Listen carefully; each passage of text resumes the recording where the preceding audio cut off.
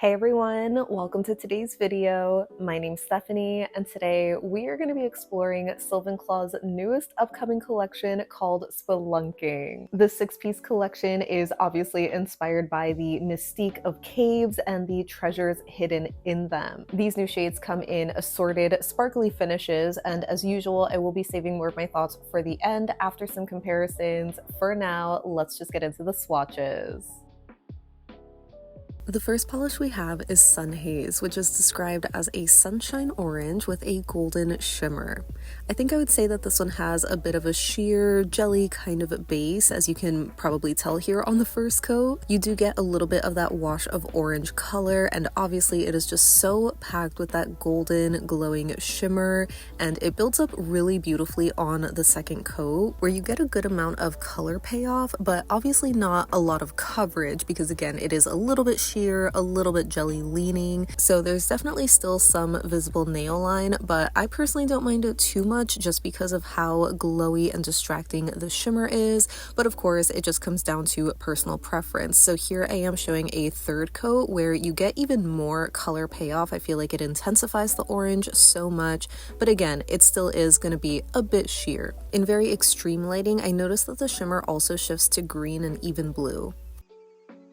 Next up we have Walled In, which is a cinnamon brown linear holographic with a red shimmer. I really love this one. It is just such a cozy shade of brown. This had another super beautiful formula that was just so easy to apply, very even coverage, and pretty full coverage on the first coat alone. I wouldn't call it a one coater exactly, but I feel like it was pretty hard to see any visible nail line, though doing a second coat is going to deepen the color even more and just give you this gorgeous contrast, especially for that red shimmer.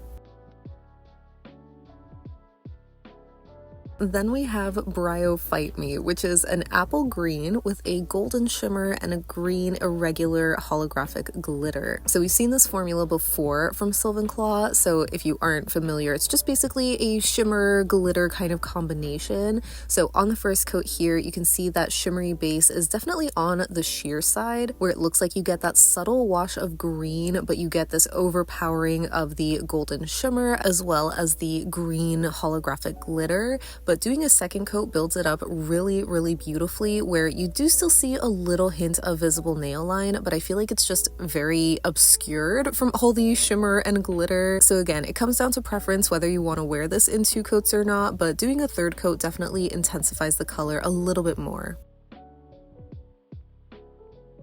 Up next we have Quartzy, which is a warm pink shimmer with scattered holographic glitter. So even though this one obviously is described as pink and even looks pink in the bottle, I feel like applying it, I did see a little hint of purple, slightly giving it this orchid kind of color. I do think that was most noticeable on the first coat though, because building it up in two, you just get more of that pink shimmer coming through, so it just makes it look pink overall. Either way, it's a beautiful color. It had another great formula as well, just so smooth, easy to apply, very even coverage. The shimmer is so strong and glowy that I feel like it does distract from the visible nail line, so you can wear this in two coats if you don't have a lot of it or if you don't mind. But again, I am showing this in three coats just because it is a little bit sheer, so if you want to intensify the color, you can definitely do that too.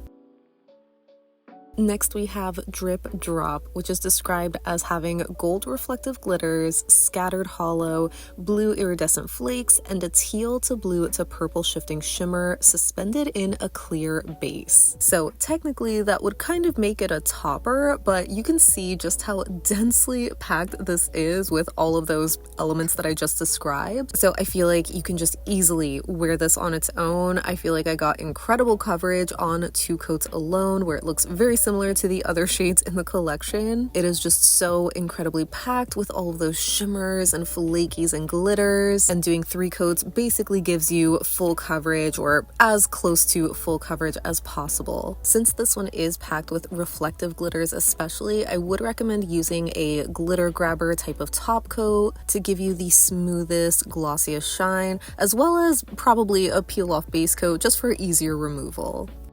And rounding out the collection, we have Secrets Below, an aqua teal jelly base with a teal to blue to purple shifting shimmer and green irregular shaped holographic glitters. So this is basically the tealy blue sister polish to Bryophyte Me from earlier in the collection, where they have the same formula, it's just the shimmery base that's a different color. Since this one is a little bit darker though, I did find that I got really great coverage on just 2 coats alone, where I don't think a third coat is necessary. Though you could do one if you wanted to intensify or deepen the color even more, but I don't think it's needed as far as coverage goes. And similar to the Lash Shade and Bryophyte Me, since this one has a glitter, I would also recommend a glitter grabber and a peel-off base.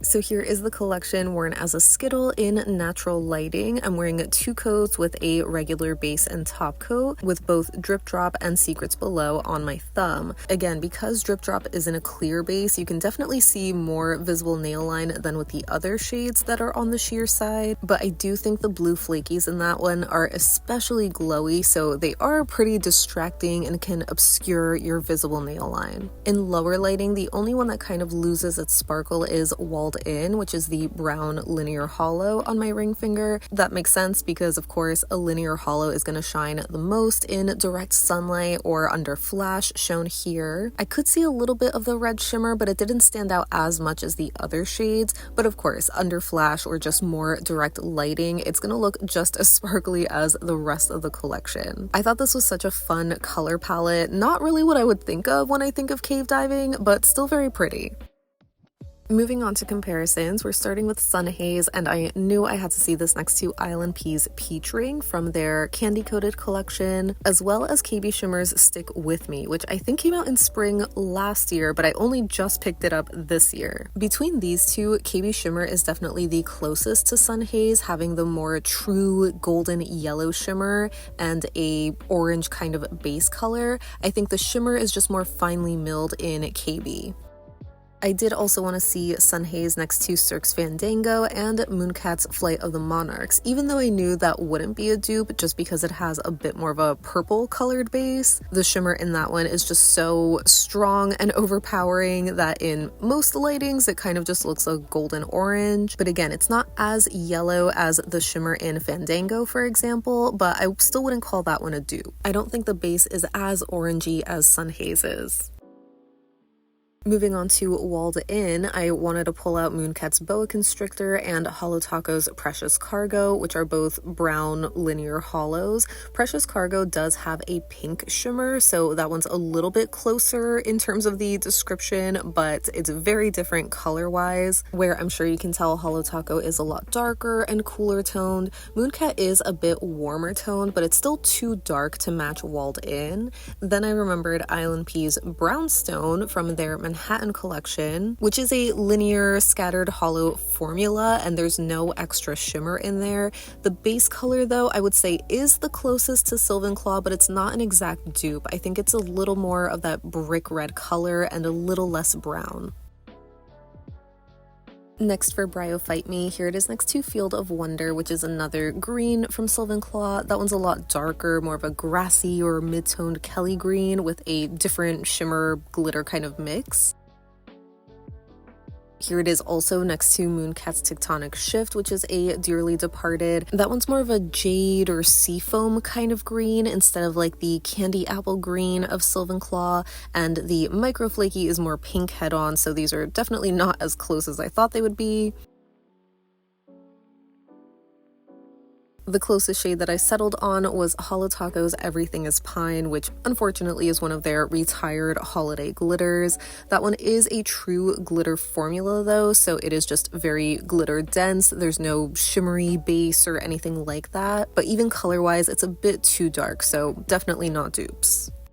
But the good news is that I knew I had a dupe for Quartzy, and that is none other than ILNP's Sweet Tooth from their candy-coated collection. I guess technically I wouldn't call them 100% dupes, but I would say they're like 98 or 99% there. Like I mentioned before, Quartzy is a little bit more purple leaning in the base, but the shimmer head-on is also slightly different, where I think it's just more pink in Sylvanclaw and a little bit more orange in Sweet Tooth. But they both shift to yellow in extreme light.